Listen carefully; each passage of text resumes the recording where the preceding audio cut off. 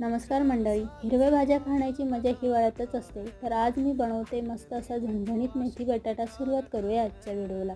बटाट्याची साल काढून बारीक चिरून घेतला. 2 पळी तेलामध्ये मस्त कडकडीत होईपर्यंत बटाटा तळून घेतला. त्यानंतर बारीक चिरलेला कांदा, हिरवी लाल मिरची आवडीप्रमाणे घेतली. टोमॅटो, लसूण मस्त असा मऊसूत होईपर्यंत तेलामध्ये परतून घ्यायचं. छान हे तेलामध्ये परतून झालं का धुतलेली मेथी, तळलेला बटाटा थोडं थोडं करून टाकायचं आणि मस्त लो फ्लेमवर 5 ते 6 मिनटं वाफेवरती ही भाजी शिजवून घ्यायची.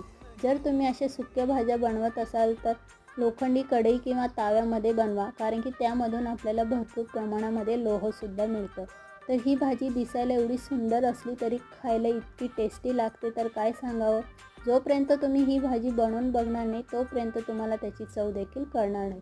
तर मंडळी, आजचा व्हिडिओ आणि रेसिपी कशी वाटली कमेंट करून नक्की कळवा. तुम्हीसुद्धा मेथी बटाटा नक्की ट्राय करा.